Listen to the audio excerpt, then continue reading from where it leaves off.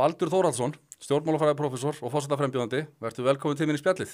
Þakka kærlega fyrir, gaman að koma til þín. Mjög gaman að fá þig og maður hefði einhvern veginn ekki séð þetta fyrir öllum þessum árum þegar að þú kenndi mér stjórnmálafræði að ég væri að taka viðtal við þig einhvern tímann sem forsetaframbjóðanda, en enginn veit sína ævi fyrir en öll er. Þetta er búið að ganga vel hjá ykkur fram að þessu. Það er bara frá fyrsta degi hafið þið Felix verið með meðbyr, greinilega. Og þið eru búin að vera á ferð og flugi, hvernig er það búið að vera bara að fara í kringum landið og hitta fólkið? Þetta er bara búið að vera alveg einstaklega skemmtilegt. Við sögðum það svona strax að fara að leita til okkar upp á áramótum ef það yrði af þessu, því maður hefur nú ekki séð sjálfan sig fyrir sig í þessu hlutverki, að þá myndum við vilja fara landið. Ég sagði það strax, ég myndi vilja fara 3-4 vikur að ferðast og virkilega bara heyra hvað fólk hefur að segja embættið, hvað brennur á fólki og við höfum verið að gera það og erum búin að kempa svona meginþorra Suðurlands, Austurland og Norðurland og við erum bara búin að læra mikið.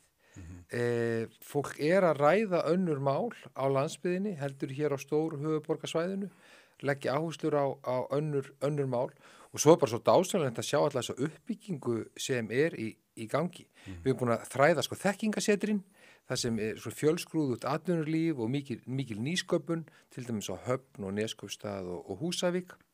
Síðan hefur verið að fara í iðnfyrirtæki, mjög gaman að sjá það, iðnaðinn sem verið að vinna út á landi. Já. Og bara framleiðslu fyrirtækin. Já, það er nefnilega, við lattið treflarnir fyrir sunnan, ég held mikið til, gerum okkur ofta ekki grein fyrir hvað er mikið að gerast út á landi, hvað er mikið líf og atvinna og svona, já, mikil sköpunarkraftur í gangi. Já, og svo bara eitt þó ég vissi nú af en hef ekki áttað mig á, ég sagði bara til sem að heldur eins og bara floti í þessu, þá myndum við vilja reyna að fara svona í líkamsrækt eða crossfit sem við stundum, svona annað hver dag.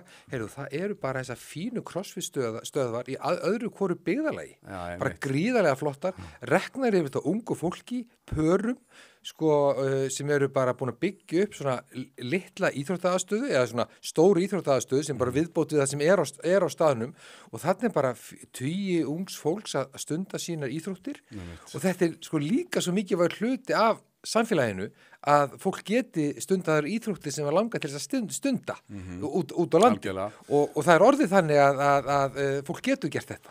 Já, fólk bara greinilega gerir sér að góðu það sem maður hefur og gerir það sem maður þarf út á landi. Já, þannig að þetta fer henni allt sama, mikilvægi atvinnusköpunarinnar, náttúrulega bara menntunarinnar og líka bara félagslífsins, bara samfélagsins, að þú getur hafir sömu möguleika út á landi að stunda íþróttir eða félagslíf eða menningu eða sækja menntun eins og ef þú búir hér í Reykjavík. Já, og þú ert sveitastrákur í grunninn. Það er eitthvað sem ég vissi reyndar ekki fyrir en að þetta forsetaframboð fór af stað. Þú ert ættaður aftur hvaðan? Já, það er svo skondið. Halda allir að ég sé úr Vesturbænum. Reykjavík, ég er það alls ekki, Ég bjó á Suðurlandsundirlendinu þangað til ég var 20. Já, því ég er frá bænum Ægisíðu í Rangárvalla sýslu, bara fæddur þar og uppalinn og afi minn var bóndi, foreldrar mínir ekki, pabbi iðnaðarmaður og mamma vann við ýmis störf áður hún opnaði verslun. En ég var bara í bústörfunum með afa frá því man eftir mér og bara gekk með honum til gegninga 30 ára en allir hafi nú ekki verið að flækjast mér fyrir heldur en hjálpa til þá en ég man samt eftir að mann hefur bóðið kaffisopin og mólin og í kaffi á þessum tíma en þannig að ég bara sinnti öllum sveitastörfum sem þurfti að sinna og mín fyrsta vinna formlega launaða vinna, þá var ég 11 ára. Okay. Þá fór ég að vinna hjá Vegagerð ríkisins og tók þátt í að malbika síðasta spottara hellu. Ja, okay. 11 ára gamall. 11 ára gamall og launin mín þau voru þá greidd inn á reikning í kaupfélaginu og ég er svona gamall, nú heldur þú ég sé fættur í upphafi 19. aldar þetta var ennþá svona þegar ég er 11 ára og svo áttum maður inneign bara í kaupfélaginu en maður vissi ekki að fengi sælgæti fyrir inneignuna maður gat það og svo fór ég að vinna í skepnaverksmiðju þá þótti mér upphefð að komast úr Vegagerðinni í skepnaverksmiðju framleiða skeifur það voru helluskeifur og starf mitt fólst í því 12 ára og 13 ára að standa fyrir framann sko logandi ofn með logandi skeifur og draga þar út úr ofnunum og gúmískónum og leggja þar á færibandi. Eitthvað er nú sagt ef að 12 ára barn var sett í þetta í dag. Já, sko, maður bara lærði af þessu heilmikið til þess að bara fá ábyrgð og annað. Og svo þegar ég er hérna 13 ára, þá veikist afi minn sem var nú orðið bara gamall maður og hátt á níræðisaldri, en átti ennþá mikið fjárstofn, mikið af kindum og ég sá kindurnar þennan vetur þegar ég var 13-14 ára og keypti síðan bústofnin af honum. Já, okay. Bæði kindurnar og hestana, hann átti svona tæplega 30 hesta og yfir 100 kindur og þetta keypti ég og var sauðfjárbóndi þangað þegar ég var 17 ára. Og bara sáum þetta í leit með einhver aðeins aðstoð frá föður mínum en það var ekki mikið. En maður lærir af þessu sko að bara bjarga sér. Já. Ég held að skipti rosalega miklu máli. Það sem ég fannst erfiðast við sauðfjárbúskapinn, það var það náttúrulega þegar maður byrjaði að bera náttúrulega í maí, að það var að því ég var Eurovision aðdáandi langt og undan Felix að þegar maður var að horfa á Eurovision sko, með vinu sínum niður á hellu ég þurfti alltaf að hlaupa í hléinu til aðtók hvað það var búið að bera og ef það voru marga kindur búinir að bera þá misti ég á nokkru lögum í keppninni sko. Ábyrgur rollubóndi. Já. En hvernig kom þá eiginlega til að þú verður á endanum akademiker og fer þessa leið í háskólanum og verða á endanum doktor í stjórnmálafræði? Hvernig byrjar það? Sko, ég held að mamma hafi alla lagt mikla áherslu á að við systkinin lærðum, að við stæðum okkur vel í námi á þess að væri eitthvað mikil þrýstungur á það eða hvað við myndum læra, að við myndum bara standa okkur vel í náminu og okkur væri allir vegi færir á þess að væri verið þrýst okkur í eina átt.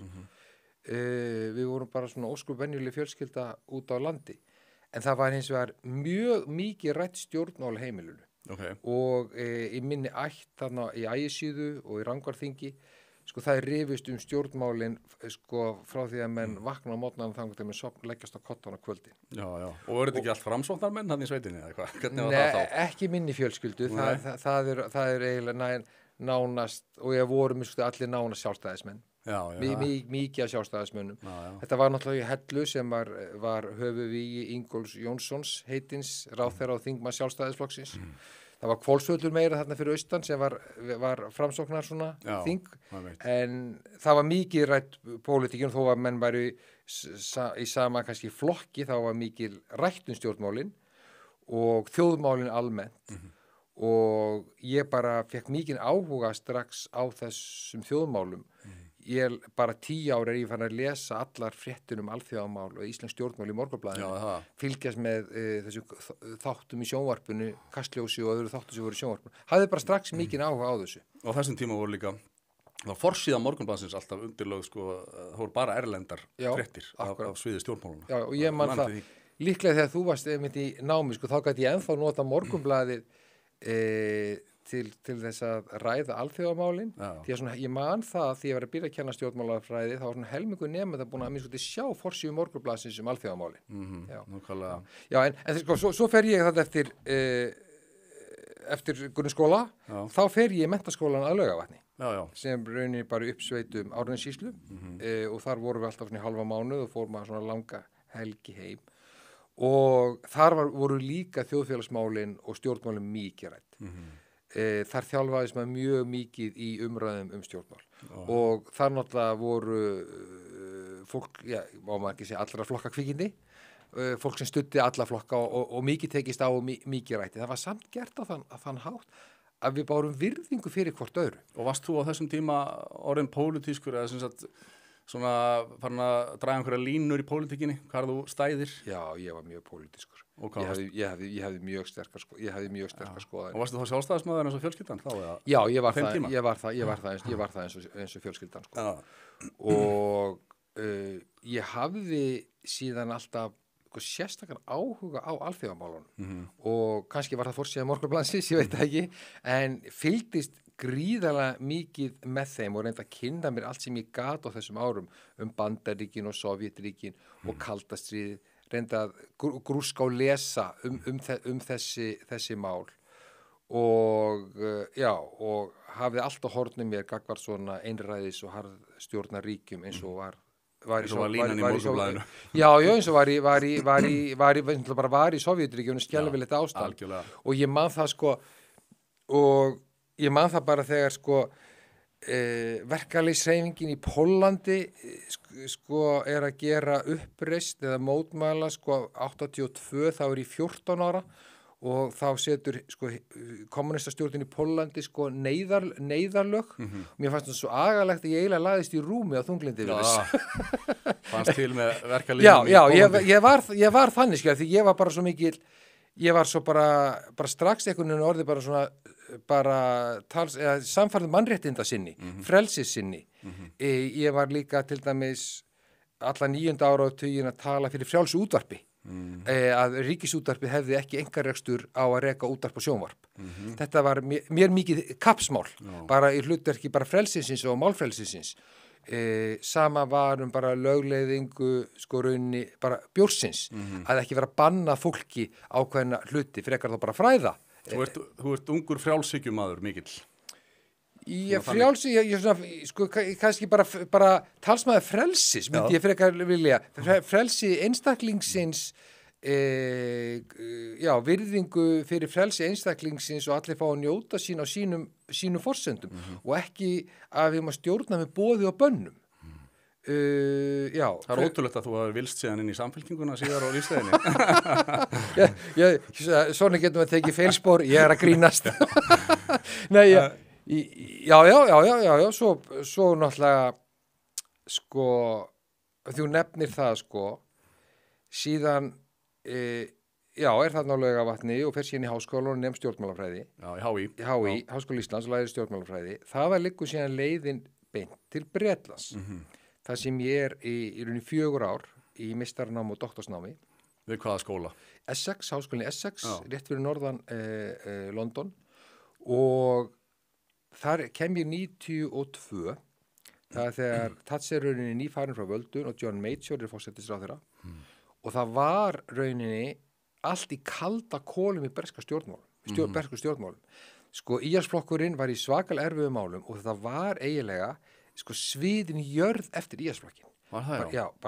Bara spillingin og hrokin og bara valdníslan var orðið þannig, flokkurinn búin að vera hérna með völd í 13 ár og nær rétt að vinna kosninga þann 92 og maður sá sko afleiðingarna sem hafði orðið vegna sko stjórnarstefnu Thatcher sem ég hafði hér heima verið rauninni mér hrifin af og heillast af í gegnum lesa morgunblaðið meira.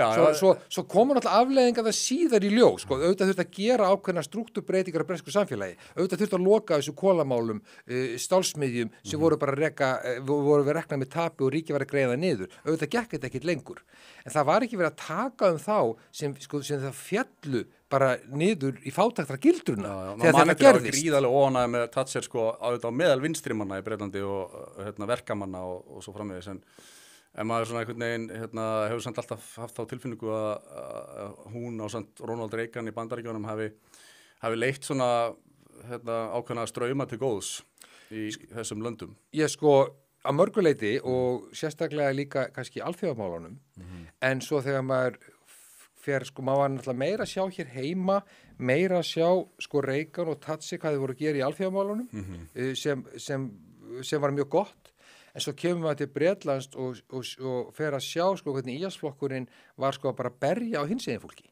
Já. Skiljiði og voru ekki allir að berja á hinsegin fólki ekki aðrir flokk, ekki frjálslyndi flokkurinn og ekki verkamannaflokkurinn og það var svo mikið, sko aðalega var það sem fór í taugarnar almenningi í landinu þarna var sko hræsnin, sko það var verið að sko berja á hinsegin fólki, það var verið að berja á einstæðurum mæðurum, það átti bara svona eitt fjölskylduform og framhjöld var algjör synd, skilur, svo voru blöðin uppfull af fréttunum hvernig sko þingmenn íhaldsflokksins og ráðherrarnir höguðu sér. Þetta var sko, ég var á þessu fræga tímabili þegar ég held sko að 48 ráðherrar hefðu sögðu af sér á 24 mánuðum. Já, sko, ástandið var svoleiðis. Og vegna alls konar mála. Þannig að það breytti þessum tíma fer það halla meira í vinstri átt, eða? Já, sko, það fer að verða svona meiri sín á það, hvað sé mikilvægt, sko, að standa þétt við baki á þeim sem höllum fæti standa í samfélaginu. Að sko þegar stjórnvöld grípa til einhverja ráðstafana sem eru nauðsynlegar til þess að endur uppstokka atvinnulífið, en þá verður að huga að því hvernig það er gert og með hvað hætti þannig að fólk sé ekki skilið eftir. Ég líti á það þannig. Þetta svona snertir Já, svo taug í þér sem það gerði það og ég lærði rauninni mikið á því að fylgjast með þessari samfélagsbreytingum í Bretlandi. En þegar þú varst í HÍ í stjórnmálafræðinni, hvað voru þá menn eins og Ólafur Ragnar Grímsson að kenna þér? Eða hvernig var það? Ekki Ólafur, hann átti að kenna mér hausti 1988 Já. og við biðum eftir honum í nokkra vikur í tómri kennslustofu, aldrei mætti kenna því þá var hann að semja sig inn í nýja ríkisstjórn og gerðist á fjármálaráðherra haustið eftir að ríkisstjórn Þorsteins Pálssonar sprakk í loftu upp í beinni útsendingu. Fékk viðurnefni skattmann í frægu áramótasköpi. Já, þannig að Ólafur Ragnar kendi mér nú ekki en þarna voru miklu höfðingjar eins og Svanur Kristjánsson, Ólafur Þórn Harðarsson og Gunnar Helgi Kristinsson. Þannig að þeir voru alveg Fyrir þessir kendi mér líka. Við byggum að því að hafa einstaklega góða kennara í stjórnmálafræðinni á þessum tíma. Mér minnir, fyrst þegar ég hóf nám í kringum 2000, þá fór ég í félagsfræði og það var bara svona, valdi bara eitthvað og fer þá í áfangan íslenska stjórnkerfið sem að, en mér misminnir ekki, þú hefur kent á þeim tíma, getur það ekki verið? Það getur verið. Ég kendi einu sinni tvisar með Stefaníu Óskarsdóttur. Það getur verið. Það var í kjallaranum í Háskólabíói í lítið stofu þar og náttúrulega bókin Íslenska stjórnkerfið sem að Gunnar Helgi tók saman, hefði ekki? Já. En í henni náttúrulega þetta stjórnkerfið okkar tekið fyrir og stjórnarskráin og svona og við, þú veist, það eru þetta margum talað í kringum forsetakosningar og forsetaembættið að í stjórnarskráni, ef það þarf að laga eitthvað, þá er það þessi kafli forsetan. Hann er mjög óskýr. Og mér langaði svona til þess að, bara, ég og þú myndum aðeins fara yfir nokkrar greinar í þessu. Í stjórnarskráni? Í stjórnarskráni. Já, nú fer þetta fyrst að vera spennandi. Sko, þetta er náttúrulega skemmtilegt, sko. Nú hefur maður aðeins verið að dusta ryki aftur af stjórnarskráni, núna í kjölfar þess að fara í þetta framboð. Já, það ekki. En það var, annað tímabil sem ég var með stjórnarskrána í jakkavasanum. Já. Og það var ekki því að vera í námið, þó við fórum við stjórnarskrána þá. Það var eftir hrunið. Já. Og þegar var að ræða stjórnarskrárbreytingarnar þar, þá var maður stöðugt að vera að kalla maður til þess að ræða stjórnarskrána og þá var svo skondi, ég var orðið með svona lítur baklingi innri vasanum til þess að glugga í hana, til þess að geta svara svona eftir bestu getu. Og síðan kom síðar þessi nýja stjórnarskrá í svona fallegri lítilli bók sem ég var mjög hrifinn af tíma en ég er ekki alveg hrifinn af henni ennþá einhvern veginn, við getum farið í það á eftir. Til þess 15. grein stjórnarskrárinnar. Forsetinn skipar ráðherra og veitir þeim lausn. Hann ákveður tölu þeirra og skiptir störfum með þeim. Þetta er auðvitað í praxís ekki í rauninni svona. Eða meira, hvernig túlkar þú þessa grein stjórnarskrárinnar? Nei, við höfum bara, í heildina litið þá hefur stjórnarskráin verið túlkuð þannig að þingræðið eða meirihluti Alþingis ráði för í öllum megin dráttum. Og að forseturinn ábyrgðalaus af stjórnarathöfnum ráðherra.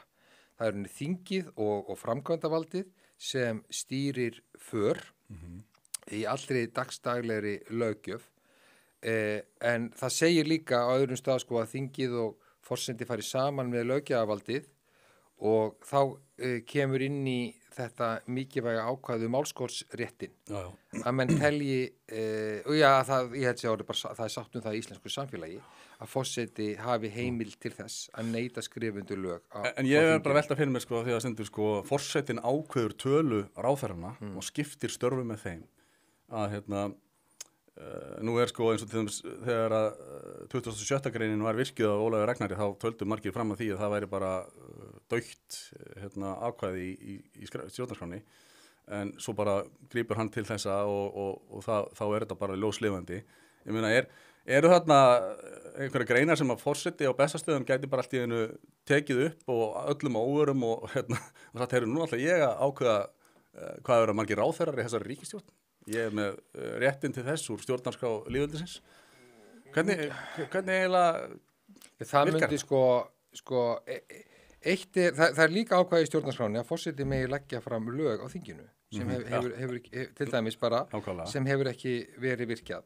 En sko það er varðandi stjórnarskrár. Þær eru bæði sko hvað er sko formlegt í þeim, hvernig þær eru túlkaðar og hverjar eru síðan hefðir og venjurnar. Já. Það er líka mjög mikilvægt. Við veitum að þessi Bretlandi er engin formleg stjórnarskrá. Þá er rauninni sko get ég sagt sko stjórnskipanin eða stjórnarskráin í gæsalöppum, hún er bara Magna Carta. og bara fjölda til laga túlkana og lögum sem ná aftur í bara mörg 100 ár. Já. Skilji þannig laga að menn hafa ákveðin sameiginlegan skilning á þeim lögum sem til eru, sameiginlega við okkar stjórnarskrá. Það er svo eiginlega svona sameiginlegu skilningur á því að forseti eigi ekki að nota þessi ákvæði. Og það var raun og veru sameiginlegur skilningur að 27. greinin væri þannig ákvæði. Einhverjir voru á því, en ég held að megin þorrin var nú ekki á því. Nei. Og ég skal bara taka dæmi það til þess að rökstyðja það. Til dæmis þegar Vigdís Finnbogadóttir lá yfir því mánuðum saman hvort hún ætti að skrifa undir EES-samningin eða ekki. Já. En hún var komin að fremsta hlun með að gera það ekki og ég hef til dæmis skoðað þetta sérstaklega. Ég skrifaði ítalega fræðigreinum þetta, tók langt viðtal við Vigdísi og marga ráðherra í ríkisstjórninni þetta mál, aðdraganda þessa máls og það eitt sko að Vigdís velti því mjög ítalega fyrir sér hvort hún ætti að skrifa undir Evrópska efnahagsvæðið eða ekki. Sýndi að ákvæði var virt áskráðsréttin skilu. Svo bara kemst Vigdís að þeirri niðurstöðu að kostir samningsins meiri en gallarnir og við getum síðan deilt það, en hún komst að þeirri niðurstöðu og ákveður að skrifa undir. En hún skoðaði með þeim hætti að hún taldi ákvæðið sko, henni væri heimild að skrifa ekki undir lögin. Það er rétt hjá þér. Og svo 20. greinin, sko, forseti lýðveldisins veitir þau embætti lögmæla. Forseti getur vikið þeim frá embætti hann hefur veita. Forseti getur flutt embættismenn úr einu embætti í annað. Þarna eru bara réttur forseta til að skipa hina og þessa embættismenn í stjórnkerfinu. Já, þetta, sko að einhverju leyti þá gerir forseti þetta sko skrifar undir ákvarðanir ráðherra hvað þetta varðar, en þetta eru bara raunin allt sem þú ert að telja upp, eru gömul ákvæði sko úr dönsku stjórnarskráni frá 19. öld sko, ekki 1874 eða ekki úr eldri ákvæðum, það sem sko konungurinn hafði ennþá veigamiklu hlutverki að gegna og var ennþá raunin að skipta sér af störfum danska þingsins, þingsins og þetta er náttúrulega bara löngu tímabært að endurskoða. Þetta segir okkur raun og veru bara það að þessi kafli stjórnarskrárinnar sérstaklega þarfnast mikillar endurskoðunar. Já, og ég myndi segja sko að rauninni forseti ekki heimilt að fara að virka ykkur þessu ákvæði sko sem þú ert að nefna án undangengina verulega umræðu það í samfélaginu. Já. Ég sko auðvitað vísu gæti verið ykkur forsetaframbjóðandi sem teldi að þetta virkja öll þessi ákvæði og ef hann alltaf fengi heimild, ef hann fengi þá kostningu til þess að gera það í forsetakostningum, þá myndi nú þessi telja. Já, þá hefur umræðan átt sér stað og hann hefur eftir umboð til þess að gera það. En það myndi ganga þvert á henni hefðbundu stjórnskipan landsins. En ég menn það gæti gerst. Já. Svo líka, svo ég haldi aðeins áfram, en við erum sammála að þetta er greinlega, þú veist, einhver leiti dauðar greinar, en sko forseti lýðveldisins gerir samninga við önnur ríki. Þó getur hann enga slíka samninga gert eða hafa í sér fólkið afsal eða eins og sagt alþingi líka, sko. En þarna raun og veru sagt að forsetin getur bara gert, sko, einhverja milliríkja samninga í krafti síns embættis. Já, hann þarf að samþykja milliríkjasamninga, hann þarf að samþykja alþjóðasamninga sem við aðild að og gæti vísa þeim til raunin þjóðarinnar. En þetta er raun og veru bara, þú veist, þessu ákvæði þá er þetta bara eins og þetta með að hann geti lagt fram lög á alþingi, þarna hann samkvæmt þessu með eitthvað rétt sem að við höfum ekki skilið að forsetinn væri með. Við höfum ekki gert það. Og það og svo líka hann getur rofið alþingi og þá stofnað til nýra kosninga. Er þetta viðurkenndur réttur? Getur forsetinn rofið alþingi? Það segir og forseti lýðveldisins getur rofið alþingi og skal þá stofnað til nýra kosninga áður en 45 dagar liðnir frá því að það var gert. Enda komi alþingi eigi síðar saman en 10 vikum eftir það að það var rofið. þannig að hérna, Ég myndi segja sko að forseti getur henni ekki gert þetta í tómarúmi og ég skal rökstyðja það gerist, þetta er eitt af þessum dæmum sem ég hef verið að tala ræða á fundunum allt land að það gerist, já svona reglulega svona kannski annað hvern áratug að forsætisráðherra gengur á fund forseta á miðju kjörtímabili og óskar eftir því við forseta að rjúfi þing og boða til kosninga. Og þá vaknar svo spurning á forseti að verða strax við beinið forsætisráðherra og rjúfa þing og boða til kosninga. Ég segi nei, forseti verður að hinkra við. Hann verður að skoða hver er viljið þingsins á grundvelli þingræðisreglunar, hver er viljið meirihluta þingsins. Eftir vill þingi bara einfallega skipta forsætisráðherra. Eða þingið er búið að koma sér saman nýjan þingmeirihluta með nýrri ríkisstjórn og allt öðrum forsætisráðherra. Þannig að forseti verður að skoða hver er viljið þingsins. Ef þessi viljið þingsins sem að mynda nýja ríkisstjórn sem hefur meirihluta bak við sig, þá getur forseti ekki að farið að beiðni forsætisráðherra og rofið þing og boða til kosninga. Ef hins að það sé meirihluti viljið þingsins að boða til kosninga, þá var sjálfsögðu á forseti að fara eftir vilja þingsins. Þú myndir þá hvað heyra í öllum formunum flokka á Alþingi á þeim tíma og meta þetta út frá því. Það væri leiðin. Því að sko á sama tíma, og ég segi sko að forseti þar sjálfsögðu bara sko að reyna að vinna með þinginu og verið góðu samstarfi við þingið, til dæmis að þessu leiti, til þess að bara átt að sjá stöðunni í þinginu. Forseti ber líka til dæmis ábyrgð á því að það sé starfandi ríkisstjórn á hverjum tíma í landinu og það getur reynt verulega á þetta í stjórnarkreppu. Þannig að forseti getur þurft að reyna að miðla málum á milli stjórnmálaleiðtoga, á milli flokka, en aftur ríkisstjórn verður ekki myndin á grundvelli þess að meirihluti þingmanna styðjana eða geti þólað hana. Sko séu viljur að þóla ríkisstjórnina, hún siti og þau þóla hana. En á sama tíma sko að forseti reyna að vinna með þinginu, þá finnst mér að mikilvægasta hlutverki sem forsetin gegnir, það er eftirlitshlutverki og það er aðhaldshlutverkið gagnvart þinginu og það er varðandi málskotsréttin. Og ég vil orða það þannig, forsetin á að svona líta yfir axlendur á þingmönnunum. Hann líta yfir axlendur á þingmönnunum til þess að þingmenniti viti af því þeir fá ekki sjálfkrafa afgreiðslu á Bessastöðum. Þannig að þú telur þetta að vera mjög lifandi svona aðhaldsverkfæri málskotsrétturinn. Já. Hann er alltaf að vera svona möguleiki og alltaf svona hugsanlegt að honum er beitt. Forseti er að skoða öll lög með gaggrínum hætti en á sama tíma þingræði ræður för í allir dagstaglegir ákvörðutöku þingsins og það væri ekki nema þingi færi fram úr sér. Það færi ekki fyrir með fram úr sér, færi til dæmis að brjóta á réttindum hinsegin fólks, takmarka tjáningafrelsið eða ætlaði sér að ganga í Evrópusambandið án undangengina þjóðaratkvæðagreiðslu.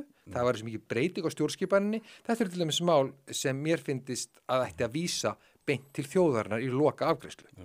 En 25. greinin, það er að segja forseti lýðveldisins getur látið leggja fyrir Alþingi frumvörp til laga og annarra samþykkta. Telur að þetta sé bara dautt eða gæti þetta hugsanlega komið til á einhverjum tímapunkti?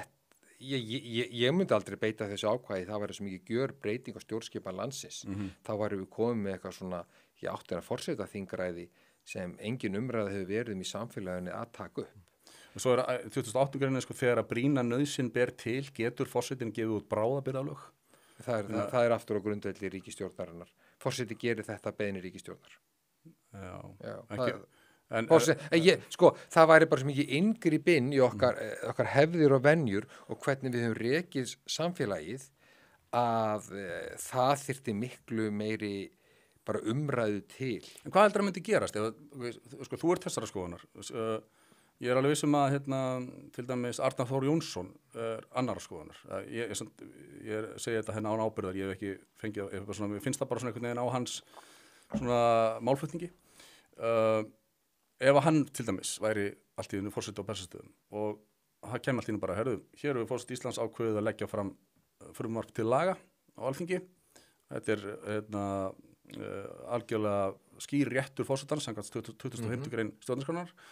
Og hvað myndi þá? Einhverju stjórnspekingar segja, þetta er ekki í takt við venjur okkar, en hvað myndi raun og veru gerast? Það fer aðeins eftir viðbrögðum þingsins, bara nefna þetta dæmi að forsendin myndi leggja fram lög á þinginu, þá er alltaf þurfa þau afgreiðslu á þinginu. Þingið gæti vísa þeim í nefnd og bara eins og með mörg mál það gerir, bara ekki afgreitt úr nefnd og þá fer málið ekki lengra. Það er líklegasti ferillinn sem myndi verða. Já, sko, það er bara til dæmis einlið, ef þetta er gert í andstöðu meiri hluta þingsins, þá getur náttúrulega, þá fer forseti ekki lengra með málið ef að þingi vill ekki afgreiða það. En það væri svona, þetta væri þá mikil nýbreytni og þetta myndi valda mikil kurr. Og þá gæti þingi raun og veru, samkvæmt 11. greininni, leyst forsetan frá embætti, ef það er mjög ósátt við hann. Forseti verður leystu frá embætti áður en kjörtíma hans er lokið ef það er samþykkt með meiri hluta atkvæða við þjóðaratkvæðagreiðslu sem er til stofnuð á kröfu Alþingis. Þá geti Alþingi stofnað til þjóðaratkvæðagreiðslu hvort að eigi að leysa forsetan frá embætti. Já, ef raun og veru er það. Já, ef að sko forsetin gengur fram af þinginu, þá hefur þingið þetta neyðarúrræði að reyna að koma forseta frá með því að vísa því hvort hann eigi að sitja áfram í þjóðaratkvæðagreiðslu. Við skulum vona til þess kom ekki. En hvað heldurðu, Baldur, þegar það er svo skýrt, til dæmis með þennan kafla, að hann er svona, hann þarfnast svona mikilvæga lagfæringa, að samt sem áður höfum við í öll þessi 70-80 ár einhvern veginn ekki geta gengið í það. Hvað veldur því? Það er góð spurning, sko. Ég held að eitt það hefur ríkt, sko, fyrsta lagi, stjórnarskráin hefur reynst okkur bara þokkalega vel. Við getum deilt margt í samfélaginu sem mátt gera betur á vettvangi stjórnmálana, en stjórnarskráin sem heild hefur reynst okkur mjög vel og almennt hefur ríkt sátt hana og túlkun á henni. Það er almennt gert eins og öll þessi ákvæði sem þú varst að fara yfir. Það eru mjög fáir, til dæmis, ég veit bara alltaf nokkuð þingmann og ég hægt að fullera það sem væri fylgjandi því að forseti færi í þennan farveg sem þú varst að lýsa. Þannig að það er mjög svona þverpólitík samstæð það, sko, þennan formlegu stjórnskipan landsins. Já, og þá er þverpólitík samstæð það að mörg ákvæðið að greinar stjórnarskrárinnar eru raun og veru dauðar. Og þess vegna er svo skrítið að það skuli ekki vera lagfært bara til. Það er algjörlega þannig. Það náttúrulega sko 2 þing með kosningum inn á milli. Eftirvill eru menn stundum að reyna að gera mikið í einu. Til dæmis að vera með heildar endurskoðun á stjórnarskráni og þá eru bara svo mikið undir og mörg ágreiningsmál. Ég held að fari best á því að reyna bara breyta afmörkuðum hlutum stjórnarskrárinnar eins og til dæmis var gert sko á 10. áratugnum þegar sko mannréttinda ákvæða að mannréttindakafla stjórnarskrárinnar var breytt. Sama gæti ég séð fyrir mér að sko við varum bara að vinna í þessum kafla völd forseta Íslands. Ég er alveg sammálaður með það að þetta best er í litlum skrefum að breyta svona stórum vegamiklu málum, en það bróðið sko er órunsætt að ætla sér annað. Það hefur bara einfallega mistekist. En er það samt ekki einhvers konar vanverðing við lýðræðið að allir þessi stjórnlagaráðsferill, það er kosningar sem að við kusum fulltrúa til stjórnlagaráðs og þau settust niður og unnu þessa vinnu og gerðu þessa nýju stjórnarskrá og svo var kosið það og þetta var allt bara virta vettu í. Það er að segja hinn lýðræðislegi ferill sem að þar er að baki að hann varðað engu. Er það ekki slæmt í sjálfu sér? Jú, auðvitað er það slæmt þegar maður ná ekki utanum það í einhverju skona sátt og í samvinnu að breyta stjórnarskráni. En þetta sko er flókið að því leitinu til að það er formlega séð í höndum þingsins. Sem þarf að afgreiða stjórnarskrá breytingar tvisasinnum með einu kosningum á milli og þegar málið er komið í hendur stjórnlaga þings sem rauninni það verður alltaf loka ákvörðun verður alltaf Alþingis þannig að lykilatriði í svona ferli að það sé breið pólitísk samstaða þetta á þinginu breytingarnar til þess að það einfallega geti náði gegn á þinginu. Þess vegna var, held ég, margir upplöðu sig svikna þegar að allir þessir ferill er settur í gang og raun og veru mikið leikrit því að á endanum fólki var talið trúum að að þarna verið að fara í vinnu sem er kosið og hann er annað hafnað eða samþykkt, en síðan það bara eins og þú segir, það er endanum bara Alþingi sem að ræður og þeir segja bara, það er við sem ráðum hér og við erum ekki að fara að taka inn eitthvað utanaðkomandi frá fólki út í bæ, saman hvað það heitir stjórnlagaráð eða stjórnlagaþing og þið getur bara getið þessum út í frís. Það er mjög skiljanlegt að fólk upplifi á það sé ekki hlustað og það sé svona ýtti hliðar eftir alla þessa vinnu. Það er mjög skiljanlegt. En þá komum við inn á það án sé nokkuð að verja það. Að menn hafa sko litið á það í þinginu að það beri að hafa sem víðtækasta pólitíska sátt stjórnarskrárbreytingar. Því ef sem er alveg rétt. Já, sko, því ef hún á sér ekki stað, þá lendum við í þessu eins og við lendum eftir stjórnlagaþingið að málið þokast ekkert áfram. Og af því held ég, eins og ég var að nefna, við þurfum að gera þetta í smáum skrefum til að ná utan einn hlut í einu. Það annað hefur sýnt sig að er ekki að ganga upp. Og ég held að við verðum bara að horfast í augu við það. Og það má til dæmis benda á það að Guðni T. Jóhannesson, þegar hann hefur verið að setja Alþingi á haustin, að þá hefur hann verið að kalla eftir því að það séu gerðar tiltekna stjórnarskrárbreytingar, til dæmis á þessum ákvæðum. Er það eitthvað sem að þú myndir, ef þú verið kjörinn sem forseti, kalla eftir einnig eða? Já, ég myndi kalla eftir því að hún yrði uppfærð til nútímans, já, ég myndi gera það, en á grundvelli skref fyrir skrefs líkansins, ef maður orðaði eins og svo nálgur innar, vegna þessi einfallega til að það sé raunsætt, en mér finnst hvorki að ég sem forsetaframbjóðandi nýja eftirvild sem forseti ef þjóðum myndi treysta mér fyrir því embætti ætti að hafa mikla skoðanir sko á hvaða vald, hvernig á að breyta völdum forseta Íslands vegna þess að þá er það, sko, það er líka varandi valdreifingun í samfélaginu, það er bara hlutverk Alþingis og þjóðarinnar ákveða það, en ekki sko forseti sem situr fara að velja hvaða völd hann hafi eða hefur ekki sko, það er frekar þingsins, en auðvitað þurfum við að uppfæra stjórnarskrána í sambandi við taktin við það hvernig við túlkum hann í dag.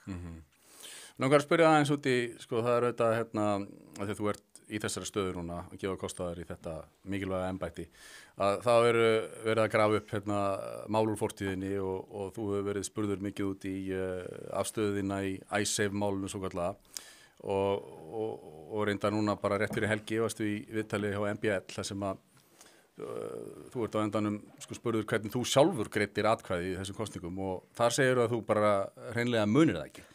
Svona með fullir virðingu, þú veist, heldur að fólk telji það trúverðugt í raun og veru að þú munir ekki þetta veigamikla atriði? Ég veit það ekki, en ég bara svara alltaf sannleikanum samkvæmt, sko, ég kann ekki annað. Og er það virkilega svo, Baldur, að þú munir bara ekki hvernig þú greiddir atkvæði? Sko, förum aðeins yfir þetta og svo skal ég svaraði með skýrum hætti. Sko, þegar þetta mál kemur upp og stjórnvöld fara að vinna að því, þá var ég rauninni strax frá upphafi rauninni ósáttur við þessa samninga viðræður og hvernig að þeim að staðið. Til dæmis að ekki í fyrstu lotu væru þegar í stað fengnir alþjóðlega sérfræðingar til skrafs og ráðagerða sem þekktu svona alþjóðlega samninga gerð við erlenda kröfuhafa. Þetta er mjög flókið og umfangsmikið mál. Það var bara hvað Svavar Gestsson og... Já, það var ekki fyrir í seinni stigum að við fórum að seinni samningin sem við sóttum alþjóðlega sérfræðinga að borðinu og svo kemur þessi fyrri samningur sem ekki nokkur eiginlega maður var sáttu við, ekki einu sinni stjórnvöld sjálf, þó þau gengumst við honum og ákváðu að skrifa undir hann og ég man það bara svo vel að mér fannst á þessum tíma að sko einstakir ráðherrar í ríkisstjórninni hvorki standa með samningunum hér heima né erlendis og ég upplifði það og kollega mínir upp við Háskóla Íslands að við, sérstaklega í viðskipta- og hagfræðideildinni en líka við í stjórnmálafræðideildinni við áttum sko að vera í fjölmiðlum ætlast til þess að skýra út kosti og galla samningsins og fara yfir kosti hans sem og galla sem við eru beðnir og þá gerir maður það skynsamlega út frá fræðunum. Svo var það nú líka þannig að ég var sko varaþingmaður Samfylkingarinn á þessum tíma. Já.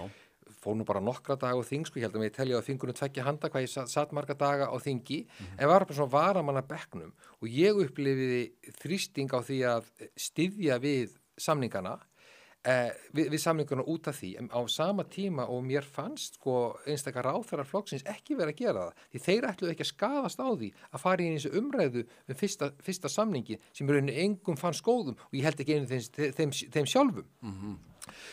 Síðan kemur að samningi númer sko 2 sem var skárri hann var mun skárri heldur en samningur númer 1 hann var hins vegar alls ekki sko góður það var kannski hægt að samþykja hann sko með óbragð í munninum en ekki meira ég fór þá til dæmis yfir bæði varðandi fyrri samningin og þennan seinni hvaða áhætta fólst í því að samþykja hann ekki að hafna honum í þjóðaratkvæðagreiðslu og við getum bara farið við þetta þrennt bara stuttlega ég óttaðist það að það myndi draga úr erlendu fjárfestingum á Íslandi ef við stæðum ekki við alþjóðlega skuldbindingar ég nefndi það að trúveruleiki Íslands myndi skaðast þegar stjórnvöld væri búin að gera alþjóðasamning sem væri síðan ekki virtur og númer 3 þegar þessi erlendu kröfuhafar og hvað sem okkur fannst samningin voru búin að gera samning við ríkisstjórn Ísland þá heldur það verið búin að loka málinu en þá steig forsetinn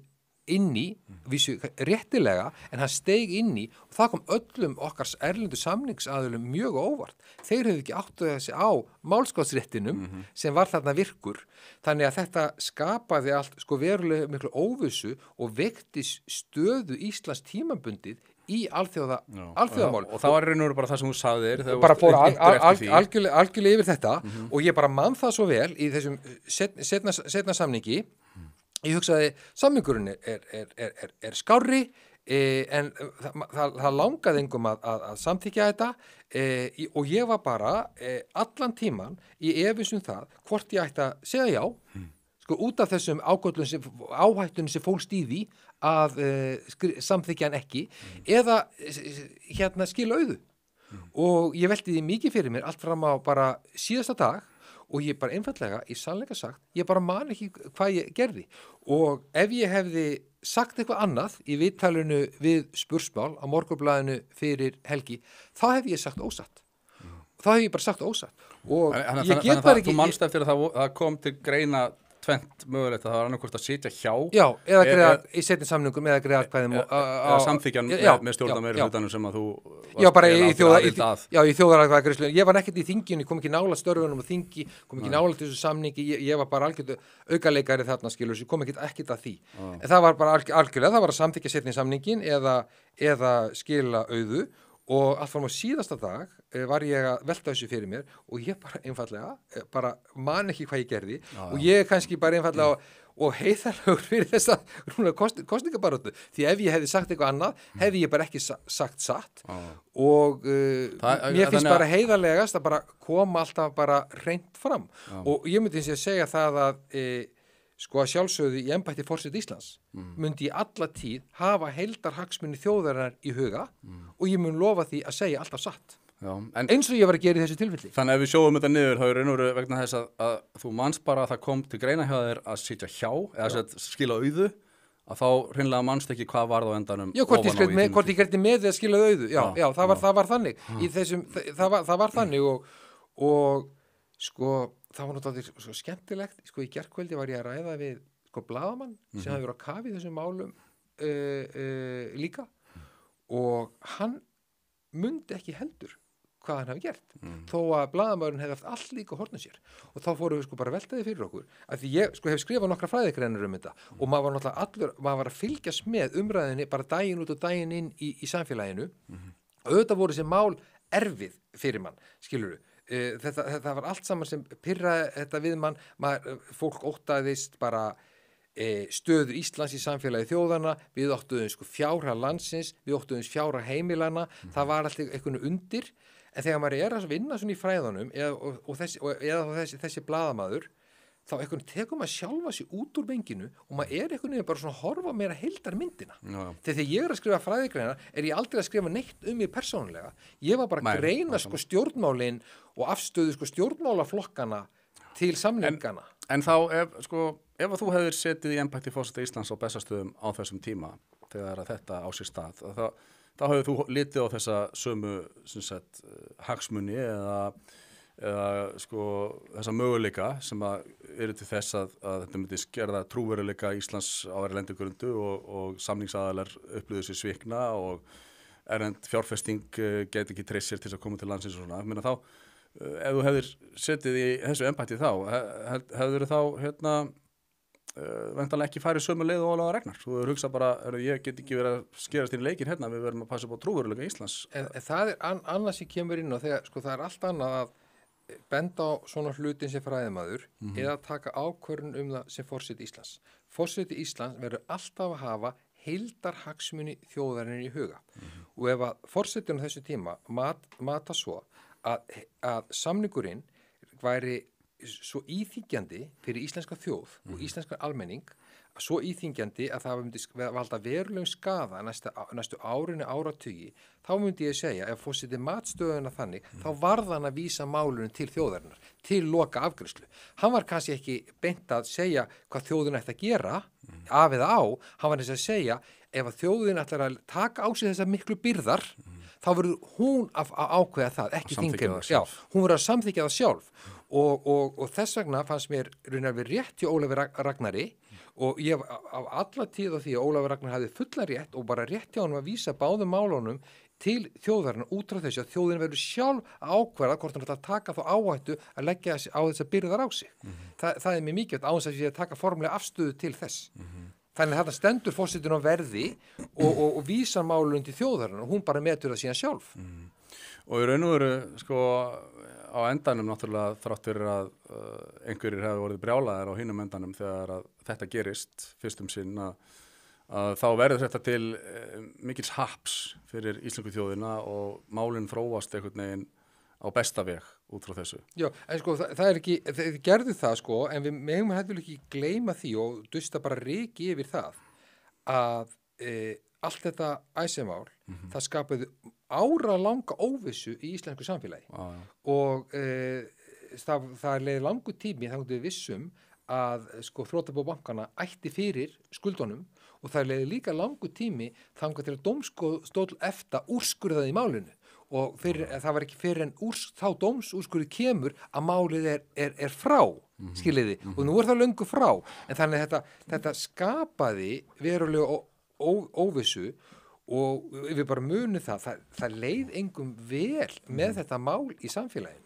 Þetta er eins og horfa upp á það hvernig mörg heimili urðu gjaldþrota, þeim var ekki komið til bjargar, hvernig fólk misti bara atvinnuna, hvernig fjármálakerfi var hugsanlega að þróast, þannig að þetta var mjög mikil óvissa, sko ekki bara þjóðarbúskapin, heldur bara fjára einstaklinga. Og þú það vil þannig til að þú ert sérfræðingur í svona stöðu smáríkja í stóra alþjóðakerfinu og hvernig þú kennir, sko, hefur kennt mörg námskeið hvernig þeim reiðir af og hvernig best að haga sér til þess að tryggja öryggi sitt og afkomu.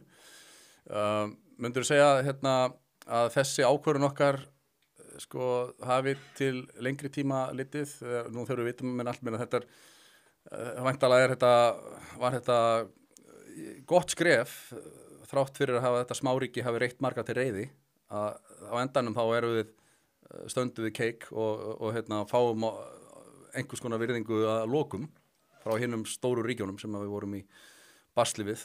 Já sko, en á sama tíma má huga því sko að eins og var sumir héldu fram að þrotabú sko fjármálastofnana áttu fyrir skuldunum. Já. Þetta var, það var þeir sem héldu samningunum á lofti allir til héldu fram.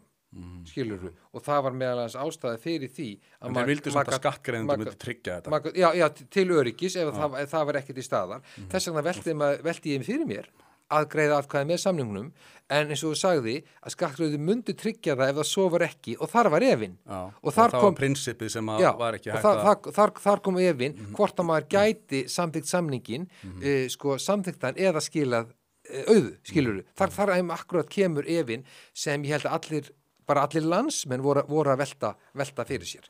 En það voru opbóðslega margir sem voru alveg bara grjótharðir á því að ekki bara það að þrotabúin gætu kofrað þetta heldur hreinlega að íslenskur almenningur ætti að bera ábyrgð á þessum íslensku fjármálastofnunum og við ættum að gjöra svo vel að að kyngja þessu að greiða það þó að þrotabúin get ekki coverað það þá væri það ábyrgð okkar Íslendinga að hérna, já, þú veist að bera ábyrgð á þessum íslensku fjármálastofnunum. Mér man alveg eftir þessari umræðu. Það var eitt af því sem ég gat ekki skrifað undir. Það var, skilur, sem setur mann í þessu erfiðara stöðu hvernig maður á einfallega að greiða atkvæði og svo þegar maður er búin að fara margar hringi höfðun á sér þá bara einfallega mann maður ekki hvernig þetta lendi bara í sannleika sagt og það var bara engu að fela hvað það varðar. En hérna staða Íslands sem sannarlega smáríki. Já, varst ekki smáríkjakúrsinum á sínum tíma? Jú, ég var það svo sannarlega. Mjög skemmtilegu kúrs. Maningar endar ég veit ekki hvort að þú mun eftir því, þú tókst mig einu svona teppið. Jæja. Ég var ekki besti námsmaðurinn á þessum tíma. Ég lagði mesta áherslu á félagslífið. Ég var í stjórnpólitíka og forseti pólitíka eða formaður og hvað þetta heitir. Og það var mikið verið að hafa gaman á þessum árum. Ég var í meiri fókus þegar ég var í meistaranáminu síðar. En þarna var ég ekki með mikinn fókus og ég man eftir þú tókst með einu svona afsíðis eftir kennslustund og sagði, heyrðu bara, þetta gengur ekki Frosti, þú ert bara að sýna þessu námskeiði og allir þeirri vinnu sem við erum að setja í þetta vanvirðingu sko. Og tókst mér svona á teppið sem ég kann þér bara bestu þakkir fyrir af því að það fór ekkert öfugt von í mig og ég tók það til mín og mér finnst þetta að vera góður eiginleiki í fari kennara þegar hann spottar einhver getur gert betur og gjör svo segja hann að gera það. Ég hefði ekki gert þetta nefnum ég hefði verið samfæður þú hefði gæti gert betur. Það er þess vegna sem ég hef örugglega gert þetta sko. Já. Þetta var vel gert og þú ert annálaði fyrir það að vera sérstaklega vel skipulaður og námskeiðin þín eru kröfuhörð en skipulagið er mjög vel strúktúrað og þú leggur mikinn metnað í kennsluna. Já, ég hef alltaf það með það en ég hugsa ég hefur breytt aldrei kennsluháttunum frá því að þú varst í þessu í náminu. Núna er ég alveg eiginlega hættur því að vera með langa fyrirlestra. Auðvitað tala maður stundum með 5 eða 10 mínútur. Ég bið nemendur að vera ekki með tölvur í tímum. Það er mjög lengi beðið að bara leggja tölvurnar til hliðar og ég segja byrja öll námskeið þannig að í þessu námskeiði ætlum við að nota Sókrates aðferðina. Við ætlum bara að ræða saman það fræðigreinar sem við eigum að lesa, spyrja gagnrýna spurninga og svara sjálf. Já, það var reyndar, þú varst í því líka og ég var einhvern veginn ekki að taka nægilega vel þátt í þessu og þú varst óánægð með það. Já, og þetta er svo, og ég sé stundu skellingarsvipun á nemendunum að fremstabekk þegar ég segi, vitið hvað í alvöru, ég virkilega hef áhuga að vita hvað þið hafið að segja þessa fræðigrein. Ég vil heyra ykkar skoðun á henni. Ekki að mér finnst það svo úrelt form að kennarinn standa upp í töflu og fara með útdrátt úr lesefninu sko. Það er bara, lesefni geta allir lesið fyrir tíma, svo ég bara ræða þetta á gagnrýninn hátt og getur haft ólíkar skoðanir á þessu. En þetta þýðir það að nemendur þurfa að gjöra svo vel að lesa. Já. Og þess vegna þarf að taka suma teppið. Já, akkurat. Algjörlega. En og það er svo gott þegar menn bæta sér sko. Já, klálega. Bara sumir þurfa á því að halda að fá smá tiltal. Og það sem er svo skemmtilegt við þessi aðferð að leggja tölvurnar til hliðar og ræða saman, þeir sem eiga erfiðast með það. Það eiga alltaf ykkur erfið með það að leggja tölvurnar til hliðar. Þeir eru ánægðastir í lok námskeiðsins. Þeir hafa upplifað allt í unir þeir eru virkir í tímum sem það hafi ekki verið áður. Já, og það fær mest út úr náminu þannig. Og þeir eru bara spurðir og þurfa að svara, þurfa að undirbúa sig fyrir tímar, eiga að hafa skoðun, við viljum heyra hvað og kannski allt í unir fá þeir rödd. En svo snúum okkur að þessum smáríkjafræðum, Ísland sannarlega smáríki og það er nokkuð ljóst að það samstarf sem að við höfum tilengað okkur og helgum okkur það er annars vegar í gegnum EES-samningin og svo er að NATO og þessi vestræna samvinna þetta er að þínum að þetta lykilatriði svo að smáríki eins og Íslandi reiðir bara ágætlega af í alþjóðasamfélaginu, er það ekki? Þetta eru lykil konsept. Jú, sko, við þurfum náttúrulega bara aðgang að mörkuðum, við þurfum að tryggja okkur aðgang að mörkuðum. Við gerum það með náttúrulega fríverslunarsamningu sum ríki, en með aðgang að innri markanum gegnum EES. Þetta er náttúrulega lykilatriði fyrir okkar útflutning og bara fyrir frjálst flæði fólks út af ferðamannaþjónustunni. Við þurfum líka á bandalögum að halda og bandalags þjóðum þegar við erum að tryggja okkar hagsmuni, til dæmis þegar við erum að tala bara hafréttarmál eða bara vendun hafsins, umhverfisins, sko bara mengun í hafinu, þá þurfum við að finna það þjóðir sem eru á okkar bandi og vinna með þeim. Það er algjör lykilatriði. En ég hef sagt sko að það sem mig myndi langa að taka með mér í farteskjunu á Bessastöðum er hvernig smáríkin í Evrópu, sérstaklega hinn Norðurlöndin, hvernig þau hafa unnið og náða að tryggja hagsmuni sína í samfélagi þjóðana og haft áhrif til góðs í heiminum. Það er einstaklega gaman að stúdera hinn Norðurlöndin og sjá hvað árangrið það var náð innan Sameinuðu þjóðana. Ekki bara tryggja þau hagsmuni sína, heldur standa sko fremst með þjóða þegar kemur að friðarumleitunum, að miðla málum, í hjálpastarfi, í þróunastarfi og svo framvegis.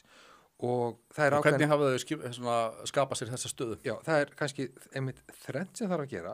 Það þarf að byrja á því þegar við erum svona lítið ríki eins og okkar við að sætta sig við það við getum ekki gert allt. Við erum að forgangsraða, bara mjög stíft.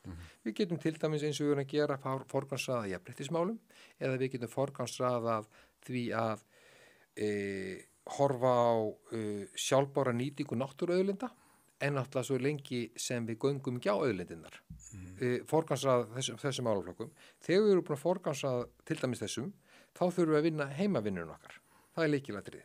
Og hvað á ég við með því? Jú, við þurfum að standa fremst meðal þjóða þegar kemur að jafnréttismálum eða af sjálfbæri nýtingu náttúruauðlinda.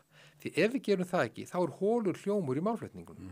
En ef við getum sýnt fram á það að við stöndum fremst meðal þjóða þegar kemur að jafnréttismálum eða bara nýtingu auðlindarna á sjálfbæran hátt, það er svona aðgangseyrir fyrir okkur inn í þennan klúbb. Þá er alveg á okkur hlustað eins og Breta eða Þjóðverja. En þetta er þannig, við erum stöndum fremst með að þjóða jafnréttismálum og auðlindamálum. Já, akkurát, og það sem það eigum við kannski halda þessu enn meira á lofti og svo kemur þriðja atriðið að það er þessi bandalagamyndun sem þú varst að koma inn í upphafi, það er að mynda sko bandalagum þetta ríkjum þar sem við höfum áþekka hagsmuni og ég myndi leyfa mér að kalla eftir meiri samvinnu við hinn Norðurlöndin, nánari samvinnu með þeim þegar ég held að við séum svo miklu sterkari saman heldur sundruð í tilfelli Norðurlandana og það var nú svo gaman að því að ég hef verið að tala um allt land nánari samvinnu Norðurlandana að ég tel þetta að vera sko þverpólitískt mál.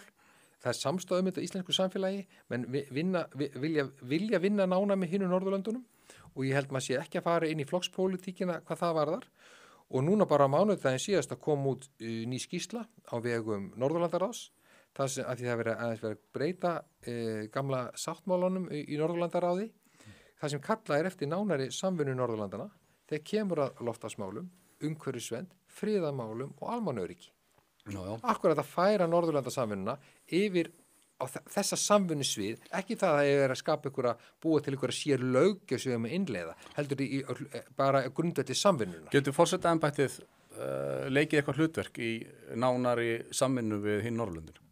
Já, hann getur klárlega kalla eftir þessu í opinberu umræðu, hann getur kalla eftir þessu við viðræðum sínum við íslenska stjórnmálamenn og við stjórnmálamenn á hinu Norðurlöndunum og hann getur haft frumkvæði því að kalla menn saman til umræðufunda þessi mál. Í sjálfsögðu er það að gera það í samvinnu við íslensk stjórnvöld og með þeim, því að sjálfsögðu er forsetinn ekki með eigin utanríkisstefnu en mér myndi langa að reyna að feta þennan farveg og minnst að leggja þetta til við íslensk stjórnvöld.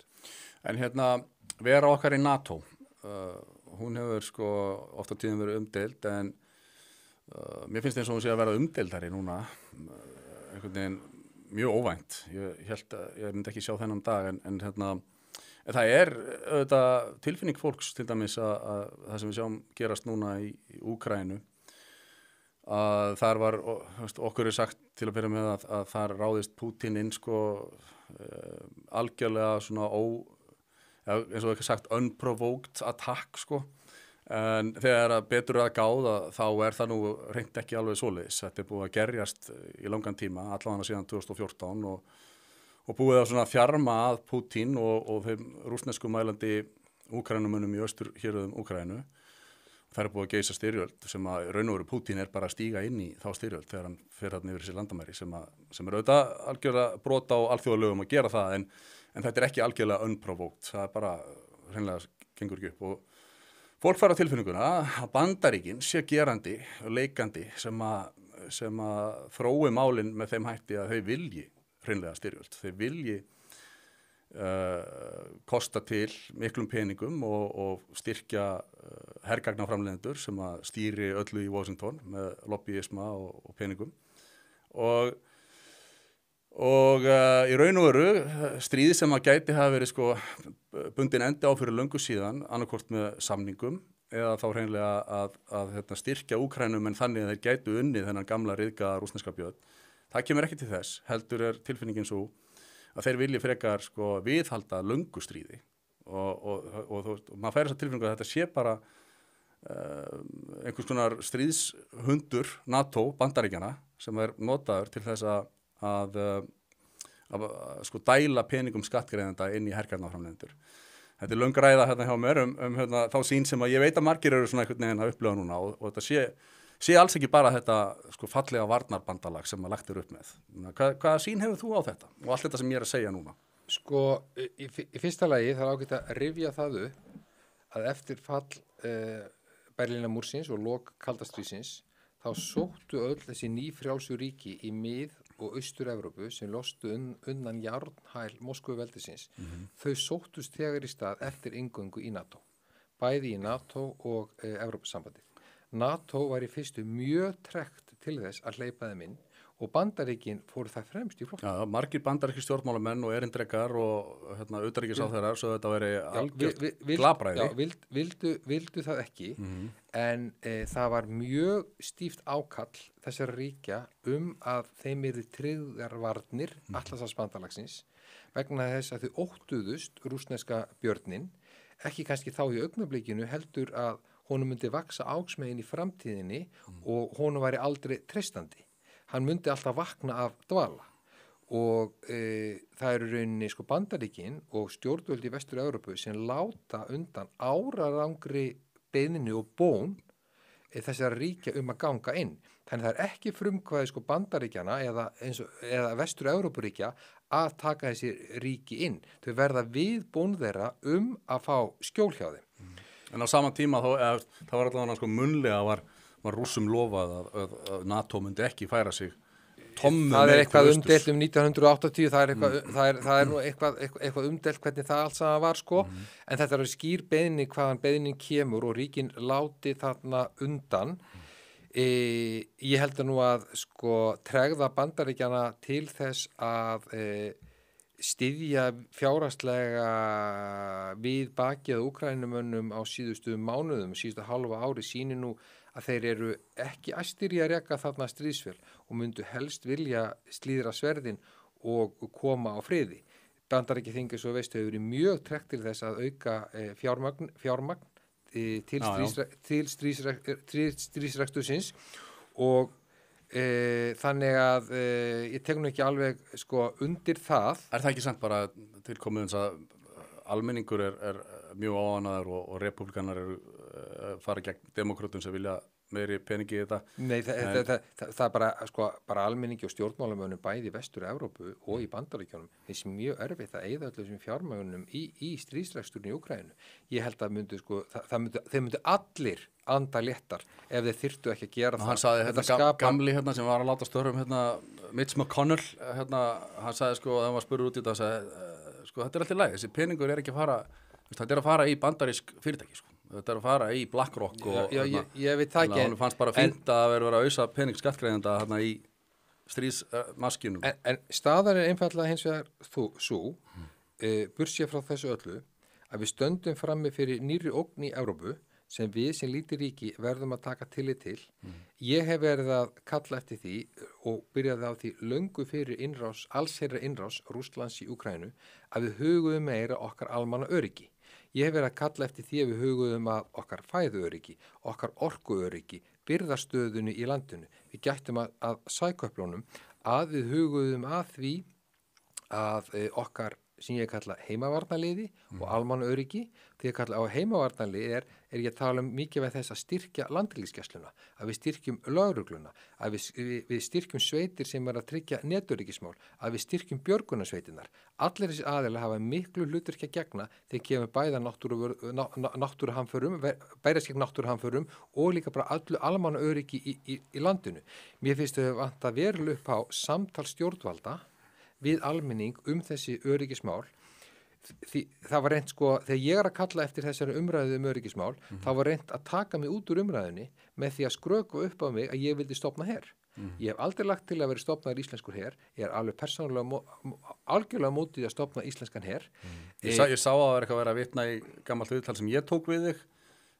Ég myndi nú ekki eftir þessu sjálfur en ég sá þetta á Facebook, það sem mútti viðtali á Harmageddon og talaður að einhverjum svona 100 manna sveit sem að væri þá allavega þangað til að herafli bærist að utan að þá væri einhver svona lágmarkssveit sem myndi vera til taks ef að ráðist á okkur. Já, ég man að ég man mjög vel eftir þessu viðtali sem þú gafst þú gekkst mjög á mig að nefna einhverja tölu sem ég var alls ekki á því að nefna en það sem var algjörlega skýrt, við þurfum að huga að hvaða lágmarksbúna við þurfum á hér að halda. Það er til dæmis núna rauninni föst viðvera hermanna á öryggissvæðinu í Keflavík. Stjórnmálamenn eru í engu opnu samtali við íslenska almenning þá stöðu. Við erum síðan líka með ríkislögreglustjóra og sérsveit hans sem skiptir náttúrulega sköpum ef kæmi hér til hugsanlegra hryðjuverkra árásar sem við rétt ætlum að vona verði ekki. En við þurfum að tala opinskátt þetta og stjórnvöld þurfa að svara því hvernig ætlaðu við huga að því ef einhverjum hvernig ráðist á okkur, hvort sem það er varðandi allsherjar árás, varðandi á netið eða tölvurnar okkar, eða fjarskiptakerfið, ef að sækaplarnir eru slitnir, eða það væri ráðist á okkur með hryðjuverka árásum. Og mér finnst bara vanta, og það er eitthvað svona feimni við að ræða þessi mál opinskátt. Og þó að maður kalli eftir þessu, þá er maður ekki að kalli eftir því að stofna her. Því að ég er persónulega á þeirri skoðun. Við eigum að vera í nánu samstarfi okkar bandalagsríki, við höfum enga getu eða kunnáttu til þess að stofna her. Her í okkur 400.000 manna þjóð, hann er bara hjóm eitt með að við það óksum stendur fram með fyrir.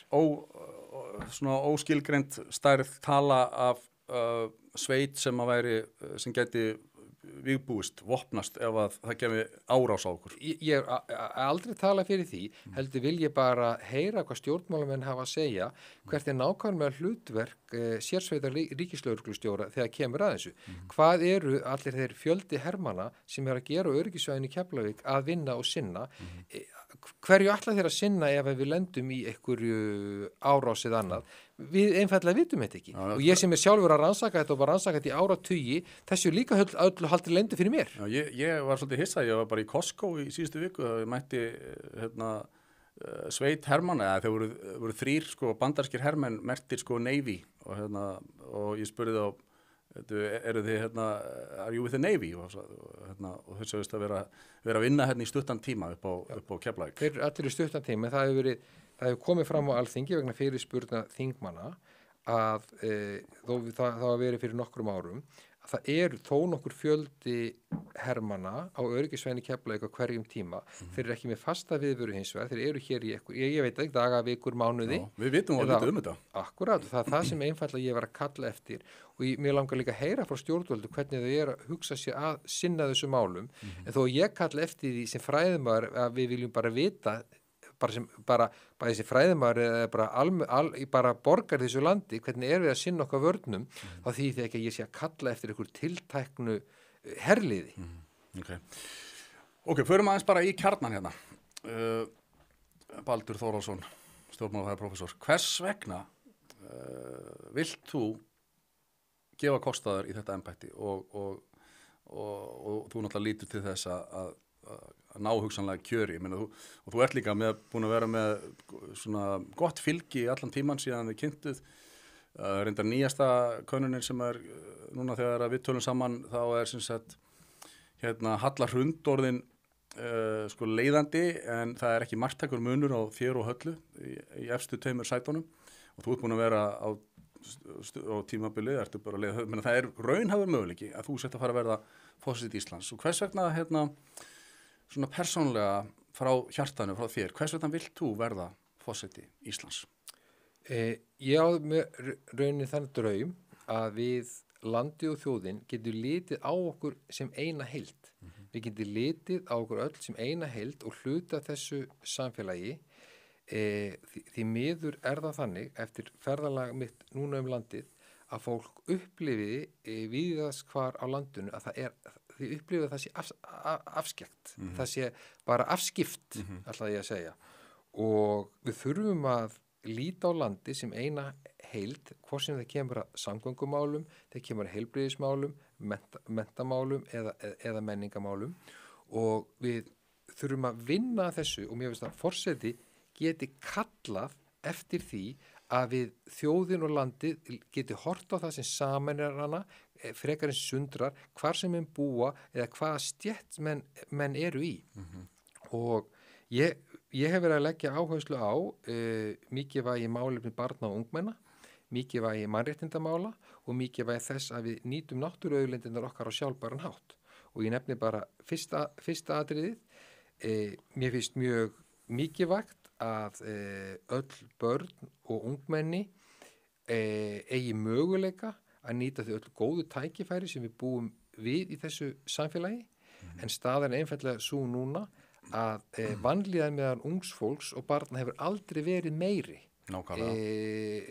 Og alla bara rannsóknir að sína þetta og þetta skelfileg staða sem við þurfum að taka á. Hvernig getum við tekið á þessu og breyta þessu? Ég og mér þann draum að við getum staðið fremst meðal þjóða þegar kemur að málefnum barna og ungmenna rétt eins og við stöndum fremst meðal þjóða þegar kemur að jafnréttismálum. Þó vissulega sé enn verk að vinna og ég sé leiðir í þessu fyrir forsetaembætti til þess að vinna.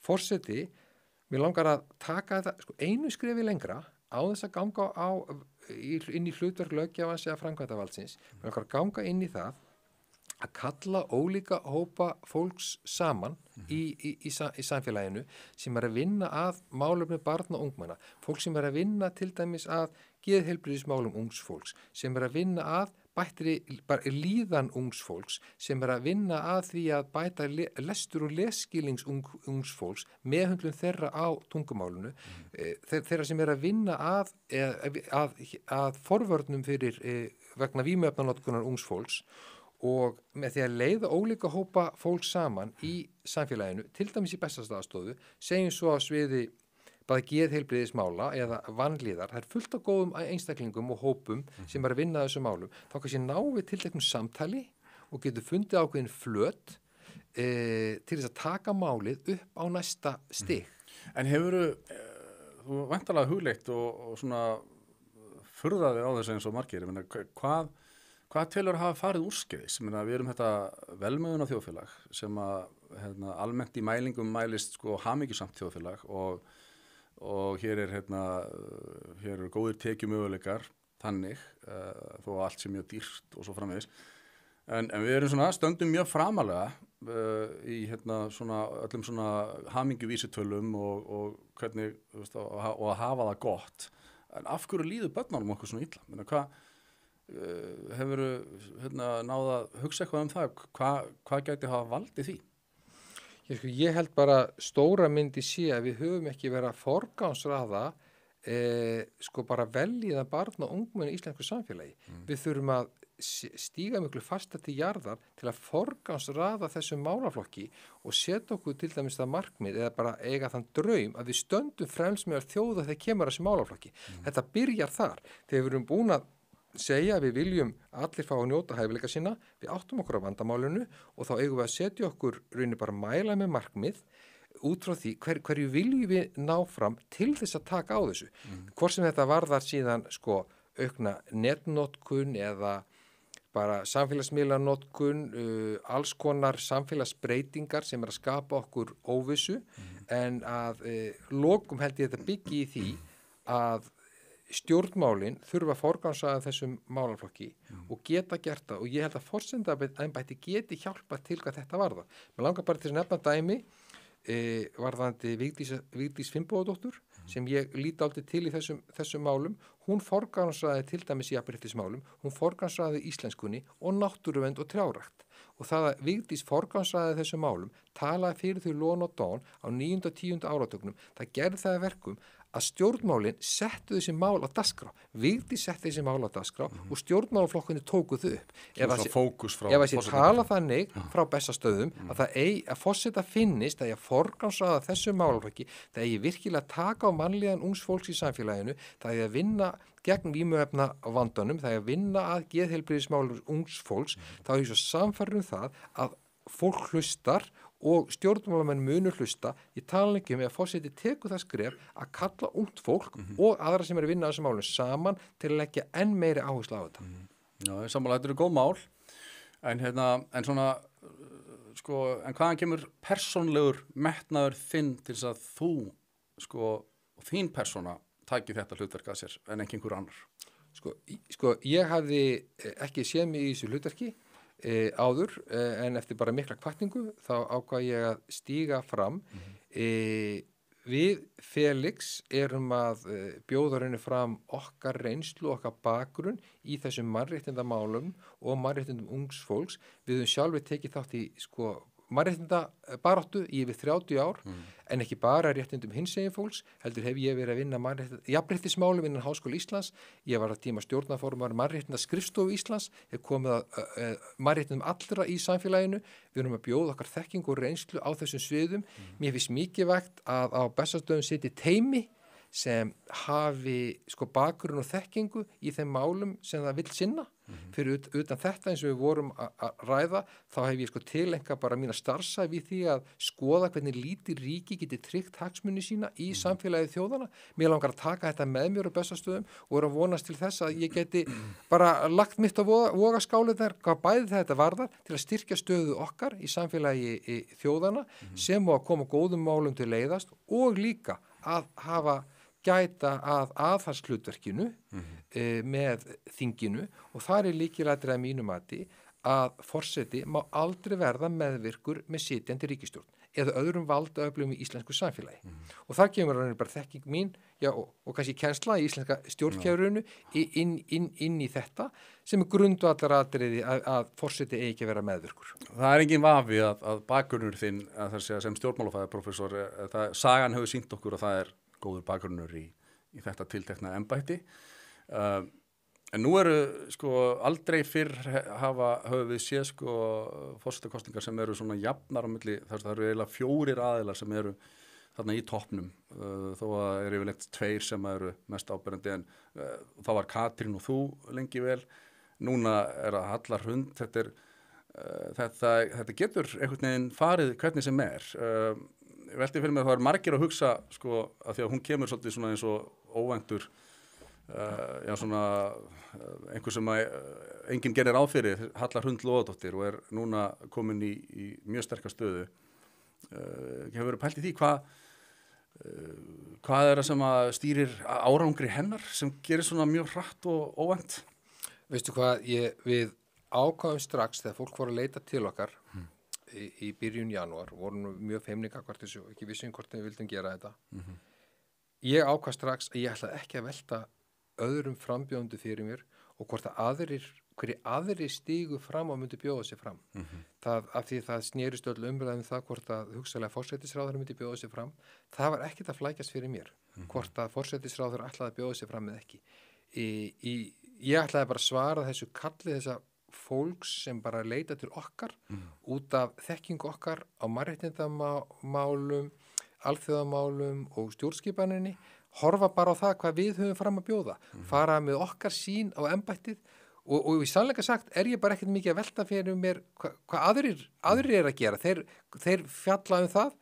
Ég er bara gríðarlega ánægður með það stuðning sem við höfum fengið, bara það er búið að vera bara svo gríðarlega velsóttir fundirnir. Við vorum með 2 fundi í gær, Selfoss og Hveragerði, það voru annað 100 manns á báðu fundunum. Þar sem við bjóðum upp á vöfflukaffi og samtal.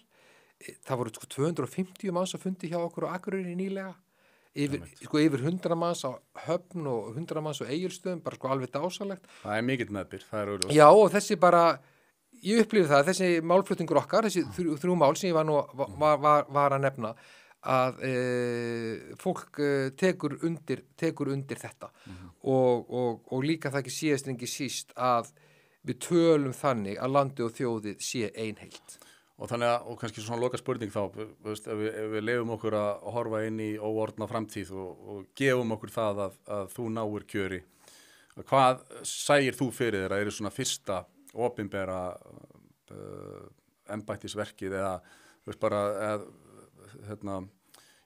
hvað er fyrsta máli sem að þú myndir taka til bragðs sem forseti Íslands náir þú kjöri? Ég myndi stíga skref til þess að fyrsta skrefið í átt að því að draumur það að við stöndum fremst meðal þjóða þegar kemur að málefnum barn og ungmenna yrða veruleika. Og það mætti til dæmis gera með því að kalla ungt fólk saman á Bessastöðum til þess að ræða við það hvernig það sé fyrir sér að taka á vanlíðan ungs fólks, taka á vímuefna vandamálum ungs fólks, taka á geðheilbrigði ungs fólks, að byrja til dæmis að taka samtal við unga fólki. Baldur Þórhallsson, það búið að vera heiður og gaman að spjalla við hér í dag og við ætlum að ljúka þessu á þessum nótum bara og ég óska þér alls hins besta. Þakka kærlega fyrir, virkilega gaman að koma til þín. Takk sömuleiðis.